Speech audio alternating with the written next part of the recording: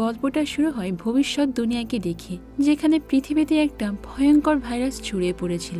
এই ভাইরাসের মহামারীতে মারা গিয়েছিল পৃথিবীর প্রায় সমস্ত মানুষ। এই ভাইরাসটা এত দ্রুতই ছড়িয়ে পড়ছিল যে খুব কম সময়ের মধ্যে মানব সভ্যতা একদম ধ্বংসের মুখোমুখি এসে দাঁড়ায়। পৃথিবীর প্রত্যেকটা জায়গা পূর্ণ হয় বিশৃঙ্খলা আর নরখাদকের আস্তানায়। মানে সব জায়গায় খাবারের অভাব শুরু হয়ে যায়, আর শুরু হয়ে যায় অরাজকতা। একে তো ভাইরাসের কারণে মানুষ মারা যাচ্ছে, তার উপর আবার পৃথিবীতে সৃষ্টি হওয়া বিশৃঙ্খলার জন্য মানুষ মানুষকেই মেরে ফেলছে। আর এইভাবেই দেখতে দেখতে মাত্র গুটি কয়েক মানুষ এখন পৃথিবীতে বেঁচে আছে, যারা কিনা পৃথিবীর বিভিন্ন জায়গায় ছড়িয়ে ছিটিয়ে আছে। আর একটা মাত্র দ্বীপ ছিল, যেটা পৃথিবীর মাঝখানে অবস্থিত। এই দ্বীপটির নাম হেলগোল্যান্ড, আর এটি হলো পৃথিবীর বর্তমান সব থেকে বেশি সুরক্ষিত জায়গা। এই দ্বীপটি অবস্থিত জার্মানিতে। পৃথিবীর অন্যান্য জায়গা থেকে এই দ্বীপটি অনেকটা দূরে ছিল, যার কারণে এখনো পর্যন্ত সেই ভাইরাসটি এই পর্যন্ত পৌঁছে পারেনি। তাই মানুষের অস্তিত্ব টিকিয়ে রাখার জন্য সবাই মিলে তাদের এখানে এক নতুন পৃথিবী গড়ে তুলেছে। এই দ্বীপটিতে বসবাস করে মাত্র 513 জন মানুষ। তারা অনেক শান্তিপূর্ণভাবে এখানে মিলেমিশেই থাকে। তবে এই দ্বীপটিকে ঠিকমতো রাখার জন্য এখানে কিছু অদ্ভুত অদ্ভুত নিয়মকানুন আছে। আর তার মধ্যে একটি হলো, যখনই এই দ্বীপটিতে নতুন কোনো শিশুর জন্ম হয়, তখন ওই দ্বীপে যে মানুষরা অবস্থান করছে তাদের মধ্যে থেকে একজনকে মরতে হবে। আসলে যাতে করে জনসংখ্যা কোনোভাবেই বৃদ্ধি না পায়, সেই জন্যই এই নিয়মটি বানানো হয়েছিল। এই জায়গায় যা কিছু তৈরি হয়েছে তা শুধুমাত্র 513 জন মানুষের জন্যই। আর এই নিয়মের জন্যই এখানে প্রত্যেকটা মানুষই সমানভাবে তাদের অধিকার পায়। তো এই দ্বীপে তো সমস্ত নিয়মকানুন অনেক কঠোরভাবেই পালন করা হয়। আর যদি কোনো ব্যক্তি ভুল করেও এই নিয়মের বাইরে যায় বা কোনো নিয়ম ভঙ্গ করে ফেলে, তাহলে এখানে যে লিডার বোর্ডটা আছে, ওই বোর্ডটা থেকে তার নাম নিচের সারির দিকে যেতে থাকে। আসলে এটা এমন একটা বোর্ড যে ওই দ্বীপে বসবাসকারী 513 জন মানুষের র্যাঙ্কিং রয়েছে। অর্থাৎ এখানে যে মানুষ সব থেকে বাধ্য, মানে নিয়মকানুন মেনে চলে, তার র্যাঙ্কিং তত উপরের দিকেই থাকবে। আর এভাবেই প্রায় 1 থেকে 513 পর্যন্ত র্যাঙ্কিং আছে। আর যারা র্যাঙ্কিং এ উপরের দিকে থাকে তাদেরকে মূল্যায়ন করা হয় সব থেকে বেশি, এমনকি তাদের মতামতও বেশি গ্রহণ করা হয়। আর যাদের নাম ওই বোর্ডে একদম নিচের সারিতে থাকে তাদের মৃত্যু তো অবধারিত। আর এরকমই সব কঠোর নিয়মের মাধ্যমে এই দ্বীপটি চলছিল। আর দেখতে দেখতে প্রায় 15টি বছর পার হয়ে যায়। এরপরে আমরা এমিলি নামের একটা মহিলাকে দেখতে পাই, যে কিনা আজকে একটা সন্তানের জন্ম দিচ্ছিল। আর তার এখানে ডোরা নামের একজন রিপোর্টার আসে, যে কিনা এই পুরো প্রসেসটাই ক্যামেরায় রেকর্ড করে রাখছিল। আর কিছুক্ষণের মধ্যে তাদের দ্বীপে নতুন একটা শিশুর জন্ম হয়। বাচ্চা এবং মা দুইজনই একদম সুস্থ আছে। বাচ্চাটা ছিল একটা মেয়ে শিশু। এরপর তার দাদা ওই বাচ্চা মেয়েটিকে অনেক আদর করে। আর তারপর কিছু মানুষের সঙ্গে সে একটা পাহাড়ের কিনারায় চলে যায়, কারণ আজকে তার জীবন বিসর্জন দেওয়ার পালা। কারণ এই দ্বীপে তো এরকমই নিয়ম যে একটা নতুন বাচ্চা জন্ম হলে ওই দ্বীপের একজনকে মরতে হবে। আর এখন যেহেতু বাচ্চাটা তার পরিবারে জন্ম নিয়েছে, তাই সে নিজে থেকেই তার জীবন বিসর্জন দিতে প্রস্তুত ছিল, কারণ তার অনেক বয়স হয়ে গিয়েছে। সে আর এমনি বেশি দিন বাঁচবে না, তাই সে চাচ্ছিল না যে তার জন্য অন্য কেউ মারা যাক। তো এরপরও সে নিজের ইচ্ছাতে অনেক উঁচু পাহাড় থেকে ঝাঁপ দিয়ে আত্মহত্যা করে নেয়। এদিকে আমরা হসপিটালের আর একটা দৃশ্য দেখতে পাই, যেখানে এমিলির আবার প্রসব বেদনা শুরু হয়ে গিয়েছে। এরপর ডাক্তার তাকে চেক করলে গিয়ে দেখতে পায় যে এমিলির পেটে আরো একটা বাচ্চা আছে, মানে সে আজকে যমজ বাচ্চারই জন্ম দিয়েছে। সঙ্গে সঙ্গে তো সেখানে আর একটা ফুটফুটে শিশুর জন্ম হয়। তারাতে কেউ কল্পনাই করতে পারেনি যে আজকে এমন একটা ঘটনা ঘটে যাবে। এখন এই বিষয়টি অনেক জটিল হয়ে দাঁড়ায়, তাই ওই দ্বীপের কমিটির পক্ষ থেকে অনেক দ্রুত একটা মিটিং ডাকা হয়। ওই দ্বিতীয় বাচ্চাটির ব্যাপারে এখন কি করা যায়, সেটাই ছিল এই মিটিং এর মূল আলোচনা। এখানে তাদের লিডার ছিল ব্রিটিশ নামের একজন মহিলা। যেহেতু টুইন বেবি জন্ম নিয়েছে, তাই আমাদের উচিত 2টা বাচ্চাকেই রাখা। আর যেহেতু একটা বেবির জন্য তাদের দাদা জীবন দিয়েই দিয়েছে, তাই এখন অন্য একজনকে আমাদের মারা একদম উচিত হবে না। আর আমরা এখন অন্তত আমাদের জনসংখ্যা 513 থেকে 514 করতে পারি। কিন্তু অন্য একজন মানুষ তখন বলে যে আমাদের এই নিয়ম তো বহু বছর ধরেই চলছে, আর এখন যদি আমরা এর কোনো ব্যতিক্রম ঘটনা ঘটাই, তাহলে আমাদের ভবিষ্যৎ প্রজন্ম ঠিক একই কাজই করবে। আর এর মাধ্যমে আমাদের দ্বীপের এই জনসংখ্যা কোনোভাবে আমরা ধরে রাখতে পারবো না। এখন যেহেতু সেখানে দ্বিমত চলে এসেছে, তাই সবাই অনেক দ্বিধাদ্বন্দ্বে পড়ে যায়। আর এরপর সেই মিটিং এ সিদ্ধান্ত হয় যে একটা গণভোটের আয়োজন করা হবে। আর এই দ্বীপের মানুষ যে মতামতের উপর ভোট দেবে, সেটাই বেশি গ্রহণযোগ্য বলে মনে করা হবে। আর জনগণ রায় দেবে যে কে বাঁচবে আর কে মরবে। তাদের দ্বীপের একটা নিজস্ব টিভি চ্যানেলও ছিল, যেখানে প্রতিদিন একটা করে নিউজ পাবলিশ হয়। আর আজকে সেখানে এমিলির যমজ বাচ্চা হওয়ার নিউজটা টেলিকাস্ট করা হচ্ছিল। আর একই সাথে মানুষকে ওই বোর্ডের কথাও মনে করিয়ে দেওয়া হচ্ছিল, যেখানে একটা চার্ট শো করা হচ্ছিল। এই সম্পূর্ণ নিউজটা ওই দ্বীপের প্রত্যেকটা মানুষই দেখছিল। সেখানে তখন আমরা ক্রিস্টিয়ান নামের একটা ছেলেকে দেখতে পাই, যে বোর্ডে দেখতে পাই যে তার সিরিয়াল হলো 511। এটা দেখে তো সে অনেক বেশি অবাক হয়ে যায়, কারণ এই দ্বীপে লোক আছে মাত্র 513 জন, আর সেখানে তার সিরিয়াল 511। তার মানে খুবই শীঘ্রই তার মৃত্যু অবধারিত, কারণ শেষের পজিশনে থাকা মানুষদেরকে নিয়ে ওই গণভোটের আয়োজন করা হয়। তো ক্রিস্টিয়ানা তো এই বিষয়টা নিয়ে খুবই দুশ্চিন্তায় পড়ে যায়। তখন আমরা ক্রিস্টিয়ানের হেনরিক নামের আরেকজন বন্ধুকে দেখতে পাই। সে তার বন্ধুকে বলে যে যদি এবার মৃত্যুর জন্য আমি নির্বাচিত হই তাহলে কিন্তু আমি কোনোভাবেই লাফ দিব না। তখন হেনরিক তাকে বলে যে তুমি কি ভুলে গিয়েছো সর্বশেষ যে ব্যক্তিটি বাঁচার জন্য চেষ্টা করেছিল তাকে কিন্তু সবাই মিলে খাঁচায় বন্দি করে ওই পাহাড় থেকে ফেলে দিয়েছিল, আর এইভাবে মৃত্যুর যন্ত্রণা কিন্তু আরো বেশি কষ্টদায়ক। তো এবার আমরা এলিস নামের আরেকটা বৃদ্ধ মহিলাকে দেখতে পাই, যাকে আসলে এই দ্বীপের আবর্জনা বলেই মনে করা হয়। আর তার যেহেতু এখন অনেক বয়স হয়ে গিয়েছে, তাই ওই বোর্ডে তার নাম্বার ছিল 512। তার এই দ্বীপকে দেওয়ার মতো কিছুই নেই, আর সে কোনো অবদানও রাখতে পারবে না, তাই ইচ্ছা করে তার নামটা এত নিচের পজিশনে রাখা হয়েছে। এরপর আমরা এরিয়ান নামের আরো একজন ব্যক্তিকে দেখতে পাই, যে কিনা ছিল 513 নম্বরে, মানে সর্বশেষ নাম্বার, কারণ তাকে এখানকার একজন ক্রিমিনাল হিসেবেই গণ্য করা হয়েছে, যেটা জানতে পারার পর তার ওয়াইফ লিসা অনেক কষ্ট পায়। অন্যদিকে আমরা আবার মার্ক নামের একজন ব্যক্তিকে দেখতে পাই, তার সঙ্গে তার ছেলে লিনাসও ছিল। তারা দুইজন মিলে একটা ল্যাবে চলে আসে। আসলে মার্ক একজন ডক্টর, তারা দুইজনে মিলে তাদের ল্যাবে একটা ভ্যাকসিন আবিষ্কার করার চেষ্টা করছিল, যেটা ছিল এই পৃথিবীতে ছড়িয়ে পড়া ভাইরাসের প্রতিষেধক। কিন্তু তাদের কাছে তো পর্যাপ্ত পরিমাণ জিনিসপত্র, এমনকি কোনো নমুনাও ছিল না। তাই মার্ক সিদ্ধান্ত নেয় যে সে এই রিসার্চটা বন্ধ করে দেবে, কারণ প্রয়োজনীয় জিনিসপত্র ছাড়া কোনোভাবে এই রিসার্চ চালিয়ে যাওয়া পসিবল নয়। আর তারপর আমরা জোরিক নামের একজনকে দেখতে পাই, সে এখানে মার্কের সঙ্গে কাজ করতে যাচ্ছে। আসলে তারা পুরো শহরে এক ধরনের মেডিসিন ডেলিভারি করে। প্রথমে তারা চলে যায় এরিয়ানদের বাড়িতে, আর তার সঙ্গে তখন তার ওয়াইফ লিসাও ছিল। জোরিককে যখন লিসা দেখতে পায় সে তো অনেকটা রেগে যায়। সে বলে যে আমার হাজবেন্ডের লাস্ট পজিশনের জন্য তুমিই দায়ী। কিন্তু জোরিক তাকে মনে করিয়ে দেয় যে তুমি ভুলে গিয়েছো, তোমার কারণেই তোমার হাজবেন্ড আজকে লাস্ট পজিশনে এসেছে, কারণ এরিয়ান তো তোমার জন্য মেডিসিন চুরি করতে গিয়ে ধরা পড়েছিল। আর এখানেই তখন কথায় কথায় জোরিক আর লিসার মাঝে বেশ ঝামেলা শুরু হয়ে যায়। আসলে ওই মেডিসিন দেওয়ার কথা ছিল মার্কের, কিন্তু মার্ক তো কারো পারমিশন ছাড়া কোনোভাবে এই মেডিসিন কাউকে দিতে পারবে না। তো তারা যখন এইসব বিষয় নিয়ে অনেক বেশি তর্ক করছিল, তখনই সেখানে তাদের একজন প্রতিবেশী আসে। আর সে এখানে আসার পর ডাক্তার মার্ককে জানায় যে তুমি কি জানো লিসা এবং এরিয়ান ফেক ভোট কিনেছে, যেটা জানাজানি হয়ে গেলে কিন্তু তাদের বিপদ আরো বেশি বেড়ে যাবে। এরপর তারা মার্কের কাছে গিয়ে অনুরোধ করে যে সেখানকার লিডার ব্রিটিশকে যেন একটু বুঝিয়ে বলে, যাতে করে তার হাজবেন্ডের পজিশনটা একটু ওপরের দিকে উঠে যায়। তো এখন যেহেতু মার্কের সঙ্গে ব্রিটিশের একটু ভালো সম্পর্কই ছিল, তাই সে লিসাকে কথা দেয় যে আমি যতটুকু সম্ভব তোমার হাজবেন্ডের জন্য চেষ্টা করব, কিন্তু ভবিষ্যৎ কি হবে তা কিন্তু আমি বলতে পারবো না। তো অন্যদিকে আমরা এমিলিকে দেখতে পাই। সে যখন ঘুম থেকে ওঠে তখন দেখতে পায় যে তার একটা বাচ্চাকে একজন মহিলা চুরি করে নিয়ে যাচ্ছে, আর এই মহিলাটি ছিল সেই বৃদ্ধ মহিলাটি। তখন এমিলি তো দ্রুত সেই মহিলার কাছে গিয়ে বলে আপনি আমার বাচ্চাকে ফেরত দিন, আর আপনি এতটা নিচে নেমে গিয়েছেন যে নিজে বাঁচার জন্য আমার বাচ্চাকে চুরি করে নিয়ে মেরে ফেলতে চাচ্ছেন। তো এরপর আমরা ডক্টর মার্ককে দেখতে পাই। সে আসলে লুকিয়ে লুকিয়ে অনেক মানুষকেই মেডিসিন দেয়, যেটা জোরিক জানতো। আর এরপর জোরিককে আমরা একটা সুপার শপে দেখতে পাই। সেখানে ছেলেরা ব্রিটিশকে মার্কের ব্যাপারে সবকিছুই বলে দিচ্ছিল, মানে মার্ক যে লুকিয়ে লুকিয়ে মানুষকে মেডিসিন দেয় এই ব্যাপারটা সে ব্রিটিশকে জানিয়ে দেয়। কিন্তু ব্রিটিশ তাকে কিছুক্ষণের জন্য তখন চুপ থাকতে বলে, কারণ এখন সে মার্কের বিরুদ্ধে কোনো ব্যবস্থা নিতে পারবে না। মার্কের নলেজ তাদের এখন অনেক বেশি প্রয়োজন। মার্ক যদি একবার এই ভ্যাকসিনটা আবিষ্কার করতে পারে তাহলে তাদের এখানে ছড়িয়ে পড়া ভাইরাস থেকে তারা সুরক্ষিত থাকতে পারবে। এরপরে সেখানে মানে সুপার মার্কেটে একটা বাচ্চা ভুল করে একটা কাচের জার ভেঙে ফেলে, আর সেখানে তখন দাঁড়িয়েছিল ক্রিস্টিয়ান এবং হেনরিক। হেনরিক তখন ক্রিস্টিয়ানকে বলে যে এটাই হলো আমাদের কাছে মোক্ষম সুযোগ, আমরা এখন ব্রিটিশের সামনে ভালো সাজতে পারি, যাতে করে ওই বোর্ডে আমাদের নামটা একটু ওপরের দিকে উঠে আসে। তাই সঙ্গে সঙ্গে ক্রিস্টিয়ান তখন ওই বাচ্চাটাকে একটা আপেল দেয় আর বলে যে কোনো সমস্যা নেই, তোমার কোনো ভুল নেই, তুমি ভয় পেও না। আর এমন সময় আবার একটা মহিলা ওই বাচ্চাকে একটা গিফটও দেয়। আর ব্রিটিশ যখন এটা দেখতে পায় সে ক্রিস্টিয়ান এবং ওই মহিলার পজিশনটা তো এক ধাপ উপরে উঠিয়ে দেয়। তো অন্যদিকে ওই সুপার মার্কেটে লিসাও ছিল, আর সে দেখতে পায় যে হেনরিক তার কাছাকাছি চলে এসেছে। হেনরিক আসলে অনেক ধনী পরিবারের একজন সন্তান। সে লিসাকে বলে যে তোমার এত কষ্ট করতে হবে না, তুমি যদি আমার সঙ্গে থাকতে রাজি হও, মানে একটা রাত কাটাতে চাও, তাহলে আমি তোমার সব কষ্টই কমিয়ে দেব। তখন লিসা তাকে জানায় যে এই ব্যাপারে আমি তোমার সঙ্গে পরে কথা বলছি। কিন্তু হেনরিক তো তার কোনো কথাই শোনে না, সে লিসার দিকে এগিয়ে যায়। আর এই বিষয়টা তখন দূরে দাঁড়িয়ে থাকা ব্রিটিশ দেখতে পায়।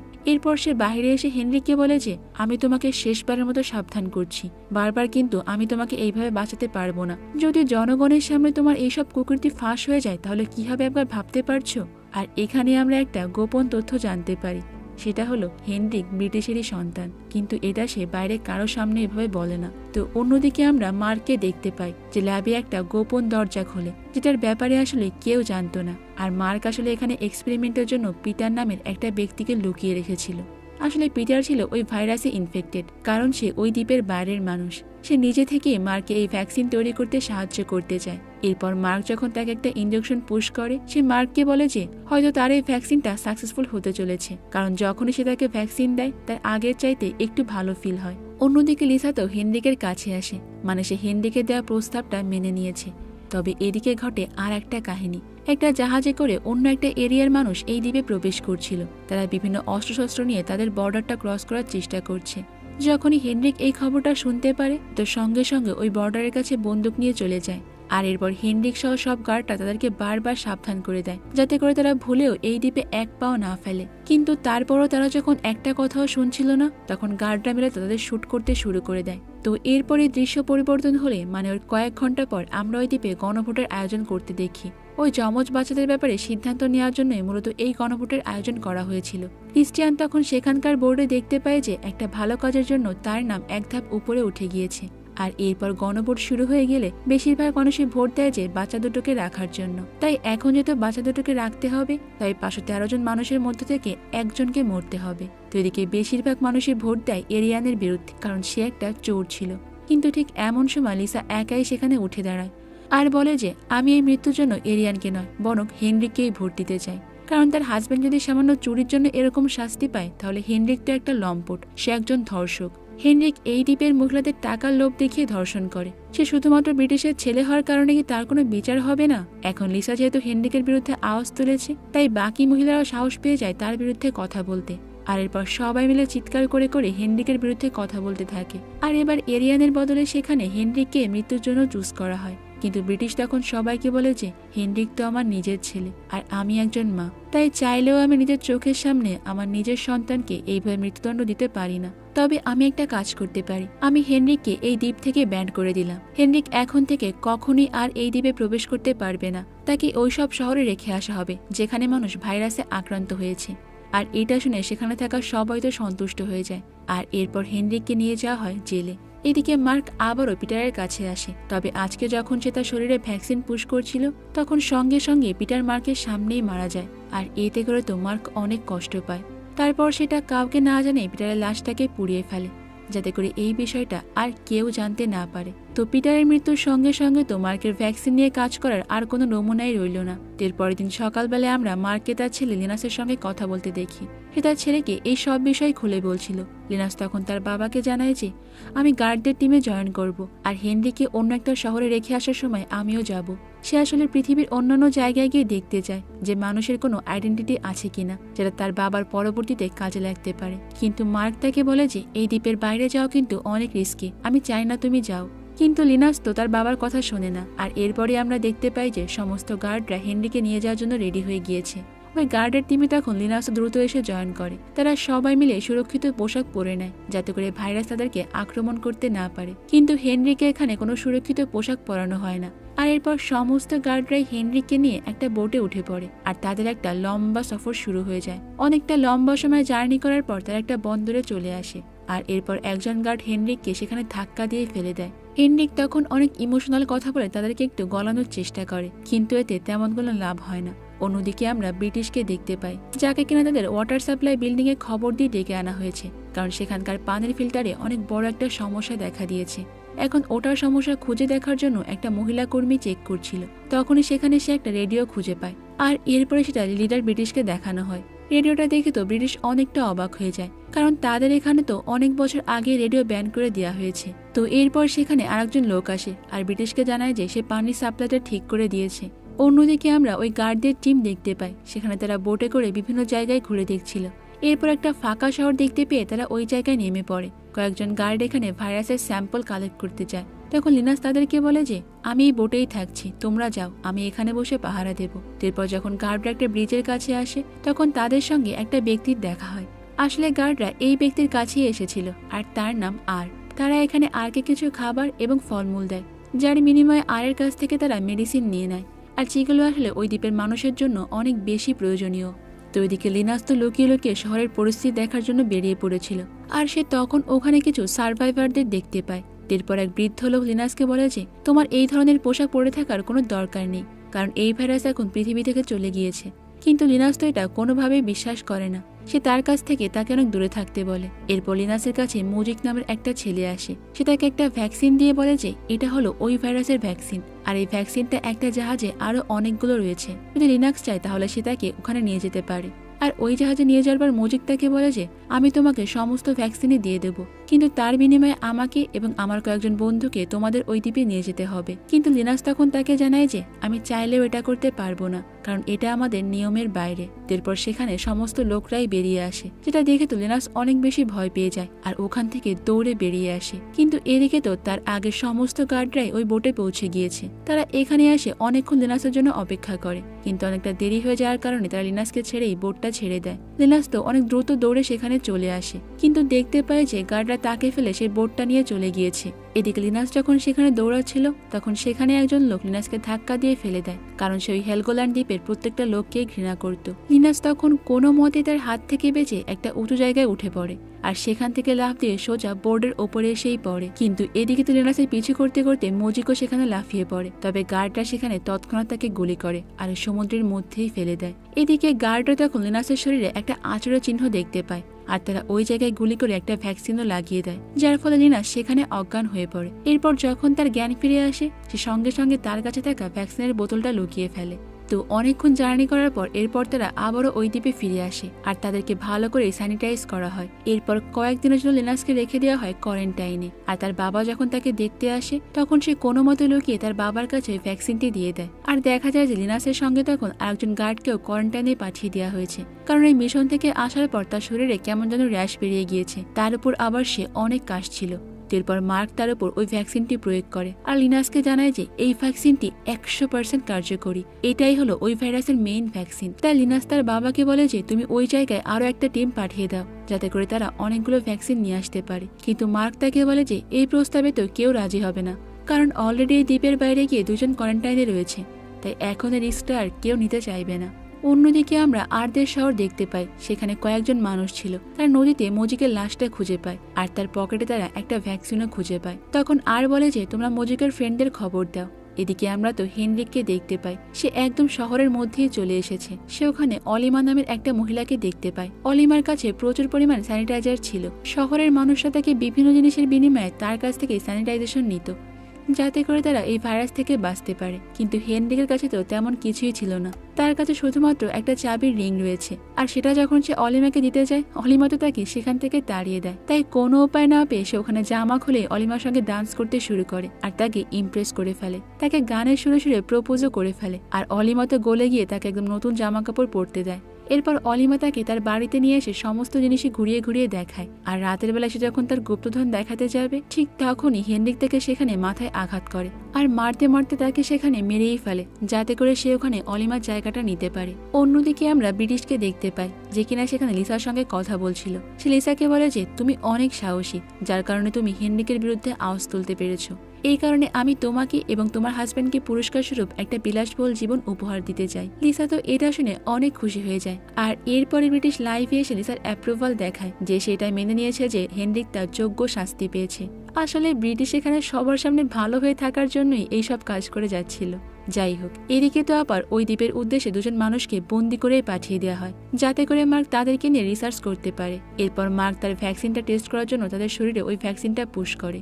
এদিকে দেখা যায় মার্কের ছেলে লিনাসের শরীরেও সেম ভাবে র্যাশ দেখা দিয়েছে, মানে সেও ওই একই ভাইরাসে আক্রান্ত, কিন্তু সে এই বিষয়টা সবার কাছেই লুকিয়ে রেখেছে।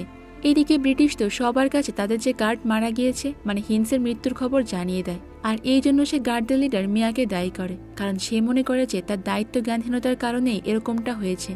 কিন্তু মিয়া তো এই বিষয়টাকে পুরোপুরি অস্বীকার করে দেয়, আর সেখানে তারপর অনুষ্ঠিত হয়ে যায় গণভোটের, যেখানে সবাই মিয়ার বিরুদ্ধে ভোট দেয়, আর যার কারণে ওই ভোটে মিয়ার পয়েন্ট প্রায় 100 নিচে নেমে যায়। আর এখানে আমরা তখন ফিওনা নামের একটা মেয়েকে দেখতে পাই, যে এখানকার রিপোর্টার ডোরার মেয়ে ছিল।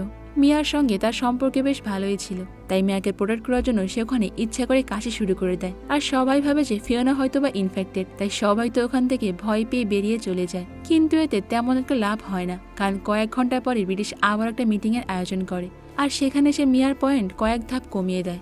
আর ফিওনার মা ডোরাকে ওয়ার্নিং দিয়ে বলে যে দ্বিতীয়বার তোমার মেয়ে এরকম কোনো কাজ করলে তার পয়েন্টটা আমি নিচে নামিয়ে দেবো। এদিকে পরের দিন সকালবেলায় দেখা যায় যে ফিওনা হঠাৎ করে বমি করতে শুরু করেছে, যা দেখে তার মা তো অনেক টেনশনে পড়ে যায়। তাই এরপর সে তাকে তাদের ওখানকার একজন মহিলা নার্সের কাছে নিয়ে যায়, যার নাম লিলি। লিলি ফিওনাকে টেস্ট করার পর জানতে পারে যে সে প্রেগনেন্ট। লোরা তো এতে অনেকটাই বেশি টেনশনে পড়ে যায়, কারণ এই বাচ্চাটি অবৈধ, ফিওনা তো আনম্যারিড। আর এটা যদি কোনোভাবে জানাজানি হয়ে যায় তাহলে ফিওনার পয়েন্ট অনেকটা নিচে নেমে যাবে। তাই সে ফিওনাকে বোঝানোর চেষ্টা করে যে এই খবরটা জানাজানি হওয়ার আগে সে যেন এই বাচ্চাটাকে নষ্ট করে ফেলে। কিন্তু ফিওনা এই কথা শুনে তো অনেক বেশি রাগ করে।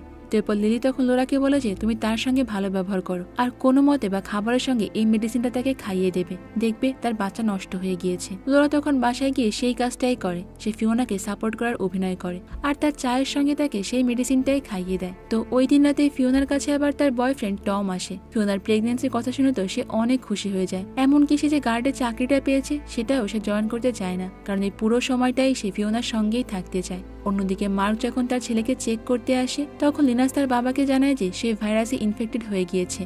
এই কথা শুনে মার্ক তাকে বলে যে তুমি কোনো চিন্তা করো না বাবা, আমি দ্রুত এই ভ্যাকসিনটা তৈরি করে ফেলবো। তখন লিনাস তাকে বলে যে বাবা, আমি চাই তুমি আমার শরীরটাকে এক্সপেরিমেন্টের কাজে লাগাও। যেহেতু আমি অলরেডি ইনফেক্টেড, মানে আমার বাঁচার চান্স খুব একটা নেই, তাই আমি চাই আমার শরীরটা অন্ততপক্ষে ভ্যাকসিন তৈরির কাজে লাগুক। তো অন্যদিকে আমরা আর কি দেখতে পাই, সে ওখানে মানুষজনদেরকে বলছিল যে তোমাদের মজিকে কিন্তু ওই দ্বীপের লোকজনই মেরে ফেলেছে, আর তোমরা যদি আমাকে বলো যে ভ্যাকসিনগুলো তোমরা কোথায় রেখেছো তাহলে আমি তোমাদেরকে অনেক খাবার দেবো। আর এরপর সেখানে আমরা স্পার্ক নামের একজন ছেলেকে দেখতে পাই, যাকে দেখে আর একটু চালাক বলেই মনে হয়েছিল। তাই সে বাকি সবাইকে খাবার নিতে পাঠিয়ে দিয়ে স্পার্কের সঙ্গে আলাদাভাবেই কথা বলে। স্পার্ক তখন আরকে জানায় যে আমি তোমাকে ওই জাহাজটি সম্পর্কে বলে দিব, কিন্তু তার বিনিময়ে তোমাকে আমাকে ওই দ্বীপে নিয়ে যেতে হবে, কারণ সে ভালো করেই জানতো যে আর চাইলে বিভিন্ন জিনিসের সঙ্গে লুকিয়ে তাকে ওই দ্বীপে পাঠাতে পারবে। এদিকে মার্ক তার ছেলেকে নিয়ে তো অনেক দুশ্চিন্তায় ছিল, তাই সে লুকিয়ে লুকিয়ে মিয়ার সঙ্গে দেখা করতে আসে। সে মিয়াকে বলে যে তুমি ব্রিটিশের কাছ থেকে পারমিশন নিয়ে কয়েকজন লোককে নিয়ে আবারও ওখানে যাও যেখানে ভ্যাকসিনটা রয়েছে। কিন্তু মিয়া তখন তাকে জানায় যে ব্রিটিশের পারমিশন ছাড়া আমি কোনো রিস্ক নিতেই পারবো না, এমনিতেই আমার পয়েন্ট অনেক কমে গিয়েছে। এরপর সে মার্ককে বলে যে তোমার তো ব্রিটিশের সঙ্গে ভালো সম্পর্ক, যাও তুমি গিয়ে আগে পারমিশনটা নিয়ে আসো, তারপরেই আমি যাব। তো অন্যদিকে আমরা হেনরিকে দেখতে পাই, সেই নতুন জায়গায় কোনো কিছুই ঠিকমতো বুঝতে পারছিল না। তো এরপর যখন সে ওখানে একটা মেয়েকে দেখতে পায়, সে তাকে দুটার ব্যাটারি দেয় আর এখানকার কিছু ইনফরমেশন জানতে চায়। কিন্তু ঠিক তখনই তার পেছনে কয়েকজন লোক আসে আর তার মাথায় বাড়ি মেরে তাকে সেখানে অজ্ঞান করে ফেলে। এরপর যখন হেনরিকের জ্ঞান ফিরে আসে, সে নিজেকে একটা জায়গায় উল্টো করে ঝুলন্ত অবস্থায় আবিষ্কার করে। তাকে আসলে একটা গ্যাং ধরে নিয়ে এসেছিল, কারণ অলিমা নামে যে মহিলাটাকে সে হত্যা করেছে ওই মহিলা এই গ্যাংয়েরই সদস্য ছিল। এরপর সে বাঁচার জন্য তাদেরকে বলে যে আমি আর এর টিমের সদস্য, কিন্তু এই গ্যাংয়ের লোকজন তার একটা কথাই বিশ্বাস করছিল না। কিন্তু আর এর নাম শুনে তারা সবাই মিলে অনেক ভয় পেয়ে যায়, কারণ আর সেখানকার অনেক পাওয়ারফুল একজন মানুষ। তাই তারা সঙ্গে সঙ্গে হেনরিককে নিয়ে যায় আর এর কাছে। আর তখন জানায় যে না, এ তো আমার টিমের কোনো সদস্য নয়। আর তখন বাঁচার জন্য হেনরিক আর কোনো উপায় না পেয়ে সত্যি কথাই বলে দেয়। সে বলে যে হেলগোল্যান্ড দ্বীপের যে লিডার, মানে ব্রিটিশ, আমি তারই ছেলে, আর তোমরা কিনা আমাকেই মেরে ফেলবে। কিছুদিন আগে যে গার্ডরা এখানে এসেছিল আমিও তাদের সঙ্গে এখানে ঘুরতে এসেছিলাম, আর দুর্ভাগ্যবশত আমি এখানে হারিয়ে গিয়েছি। আপনি যদি চান আমি তাহলে আমার মায়ের কাছ থেকে আপনাকে প্রচুর পরিমাণ খাবার এনে দিতে পারি। আর সে আরো বলে যে অলিমাকে কিন্তু আমি মারিনি, সে ওই রাতে ভাইরাসে ইনফেক্টেড হয়েই মারা গিয়েছিল। এই কথাগুলো শুনে তখন আর ওই লোকদেরকে কিছু খাবার দিয়ে দেয়, আর ওই খাবারের বিনিময়ে সে হেনরিককে তার কাছেই বেঁধে রাখে।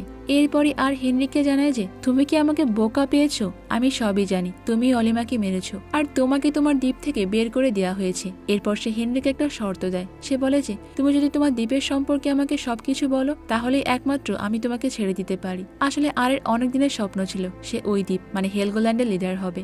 অন্যদিকে আমরা তো ব্রিটিশকে দেখতে পাই, সে একটা মিটিং এ সবাইকে বলে যে আমাদের দ্বীপের বাইরে থেকে একজনকে আনতে হবে, কারণ যেহেতু হেন্স মারা গিয়েছে তাই তার জায়গায় অন্য একজন মানুষকে নেওয়া হবে। এরপর সেখানে যে পানির লাইন ঠিক করে দিয়েছিল তার ওয়াইফকে ওই দ্বীপে আনা হয়, তাকে ইন্টারভিউর মাধ্যমে সিলেক্ট করা হয়। অন্যদিকে আবার তখন সেখানে ড্যানিয়েল নামের একটা মেয়ে চলে আসে, আর সে বলে যে আমি ইলেকের ওয়াইফের থেকে নাকি বেশি উপযোগী এখানে থাকার জন্য। তাই তাদের মধ্যে তখন আবার একটা ইন্টারভিউর আয়োজন করা হয়। তারা দুইজনে ইন্টারভিউতে অনেক ভালো উত্তর দিচ্ছিল, কিন্তু যেহেতু তাদের ওখানে কোনো সার্জন ছিল না তাই ইলেকের ওয়াইফের পরিবর্তে সেখানে ড্যানিয়েলকেই চুজ করা হয়, কারণ সে একজন সার্জন ছিল।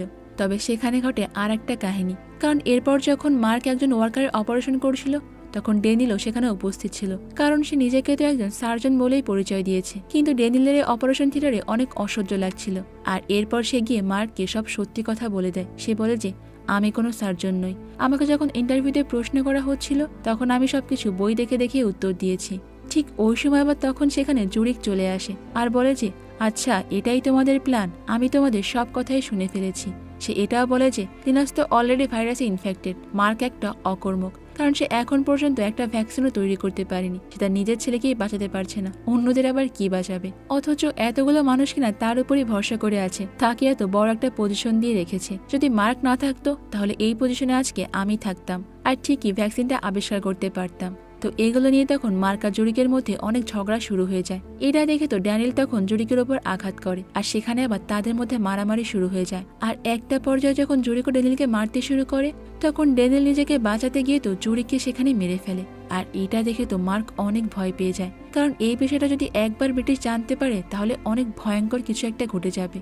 এরপর তারা দুইজন মিলে তো লুকিয়ে লুকিয়ে জুরিকের লাশটাকে সমুদ্রের পানিতেই ফেলে দেয়। অন্যদিকে ব্রিটিশ এসে ফিওনাকে জানায় যে তার বয়ফ্রেন্ড ঠিকঠাক মতো কাজে জয়েন না করার কারণে তাকে কারাগারে বন্দি করে দেওয়া হয়েছে। আর সে এটাও জানে যে ফিওনা প্রেগনেন্ট, তাই সে তাকে বলে যে যেভাবেই হোক এই বাচ্চাটাকে নষ্ট করে দাও, এই বাচ্চাটা অবৈধ। আর সে কোনো মতেই চায় না যে এরকম অবৈধ কোনো বাচ্চা তার এই দ্বীপে জন্ম হোক। কিন্তু ফিওনা তো এটা শুনে প্রচন্ড রেগে যায় আর সে ব্রিটিশকে বলে যে আমি খুব ভালো করেই জানি তুমি একটা ভালো মানুষের মুখোশ পরে থাকো, আসলে তোমার ওই ভালো মানুষের আড়ালে রয়েছে একটা কুৎসিত চেহারা, আর এসব নিয়মকানুন তুমি শুধুমাত্র তোমার ভালো থাকার জন্যই তৈরি করেছো।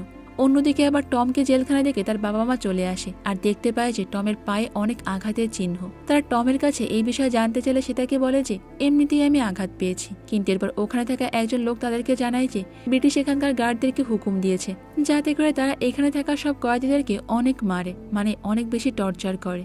তো এদিকে যখন ফিওনা একটা রাস্তা দিয়ে যাচ্ছিল তখন তার হঠাৎ করে অনেক পেট ব্যথা হতে শুরু করে দেয় আর সে তো সঙ্গে সঙ্গে নিচে পড়ে যায়। এরপর মার্ক যখন তাকে দেখতে আসে সে বলে যে তোমার মিসক্যারেজ হয়ে গিয়েছে Fiona, I am sorry. Fiona তো এই খবরটা শোনার পর প্রচন্ড ভেঙে পড়ে। অন্যদিকে ব্রিটিশ তো দুদিন ধরে জুরিকের কোনো খোঁজ পাচ্ছে না, তাই সেও অনেকটা চিন্তিত হয়ে পড়ে।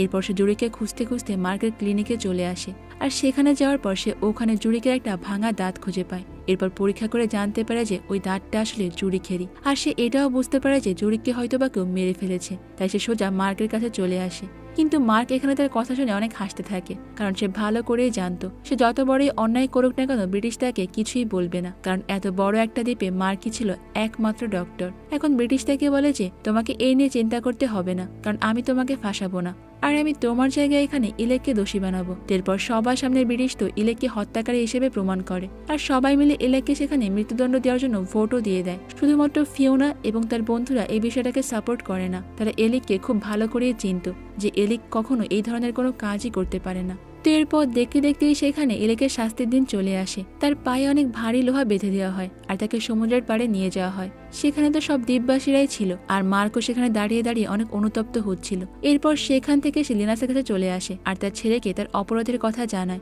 যে সে কত বড় অন্যায় করে ফেলেছে, তাকে এর প্রায়শ্চিত্ত করতেই হবে। আর এরপরেই গল্প চলে যায় ফ্ল্যাশব্যাকে, যখন পৃথিবীতে প্রথম এই ভাইরাস ধরা পড়েছিল, যেই কারণে শহর থেকে সমস্ত মানুষদেরকে একটা নিরাপদ জায়গায় নিয়ে যাওয়া হচ্ছিল।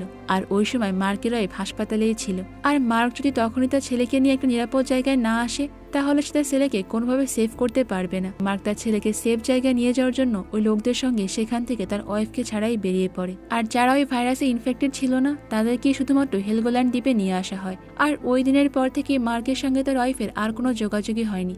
মার্ক মনে করে যে হয়তো তার ওয়াইফও ওই ভাইরাসে ইনফেক্টেড হয়েই মারা গিয়েছে। এরপরে ওই দ্বীপের মধ্যে আস্তে আস্তে হাজার হাজার মানুষ বসবাস করা শুরু করে, কিন্তু ওখানে শুধুমাত্র একটা মাত্রই সুপার শপ ছিল আর ওই সুপার শপে কাজ করত ব্রিটিশ। এরপর মার্ক যখন ওই সুপার শপে খাবার আনতে যায় তখন ব্রিটিশ তাকে ফ্রিতেই তার ছেলের জন্য কিছু খাবার দেয়। আর এরপর সেখানে আমরা লিলি নামে সেই নার্সটাকেও দেখতে পাই যার মার্কের সঙ্গে দেখা হয় আর তারা দুজন মিলে ওখানে একটা হাসপাতাল দেয়।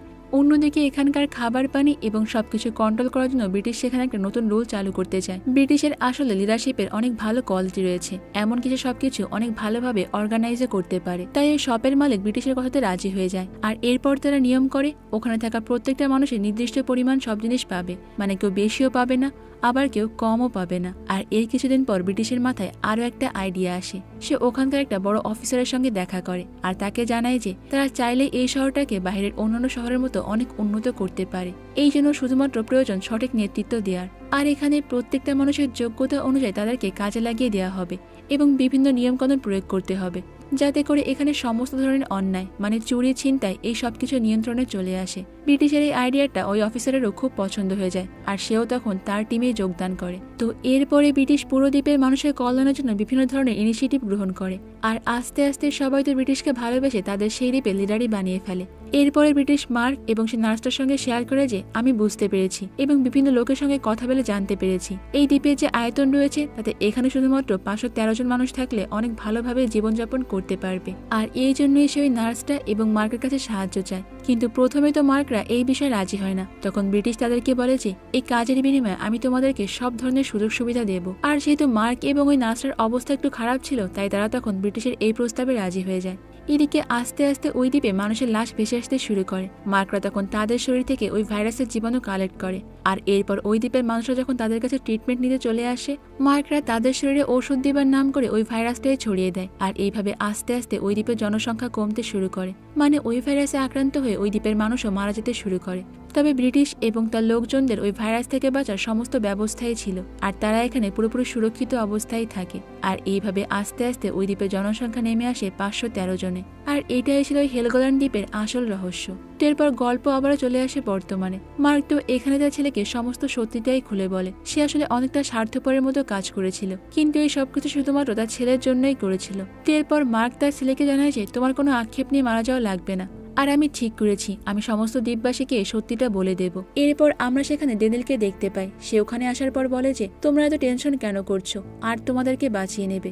আর আমি তোমাদেরকে এখানে আরেকটা মিথ্যা কথা বলেছি, আমি কিন্তু আরেরই লোক আর সেই আমাকে এখানে পাঠিয়েছে সমস্ত ইনফরমেশন কালেক্ট করতে আর এখানে সমস্ত মেডিসিন নিয়ে চলে আসছে। আর সে যদি মেডিসিন নিয়ে আসে দেখবে তোমার ছেলেও বেঁচে যাবে। তো অন্যদিকে আমরা দেখতে পাই সে এসপার্ক নামের ছেলেটা আর কি সঙ্গে নিয়ে জাহাজের কাছে চলে এসেছে যেখানে অনেক ভ্যাকসিন ছিল আর এই ভ্যাকসিনগুলো পেয়ে তো আর অনেক খুশি হয়ে যায়। আর এরপর আর তো তার সমস্ত সাথীদেরকে নিয়ে ওই হেলগোল্যান্ড দ্বীপের উদ্দেশ্যে রওনা হয়ে যায়। অর্থাৎ ওই দ্বীপে এখন থেকে আর কোনো অন্যায় অবিচার হবে না, এখানকার সমস্ত মানুষই এখন সুখে শান্তিতে জীবনযাপন করতে পারবে, কারণ তারা এখন ভাইরাসে আক্রান্ত হলো তাদের কাছে ভ্যাকসিনটা থাকবে। আর এখন থেকে ব্রিটিশের আর কোনো অন্যায় রুলও এই দ্বীপে চলবে না। আর এরই মাধ্যমে আমাদের আজকের এই মুভির গল্পটা এখানেই শেষ হয়ে যায়। তো বন্ধুরা, আজকের গল্পটা তোমাদের কাছে কেমন লেগেছে? আসলে সার্ভাইভাল মুভির গল্প আমার তো বরাবরই ভালো লাগে, তোমাদের কেমন লেগেছে সেটা কিন্তু তোমরা কমেন্ট করে আমাকে অবশ্যই জানিও। তো দেখা হবে অন্য কোনো সুন্দর মুভির গল্প নিয়ে ভিন্ন কোনো সময়। ততক্ষণ পর্যন্ত তোমরা সবাই অনেক বেশি ভালো থাকবে এবং নিরাপদে থাকবে আর অবশ্যই তো কুহেলিকার সঙ্গেই থাকবে, তাই না? আল্লাহ হাফেজ।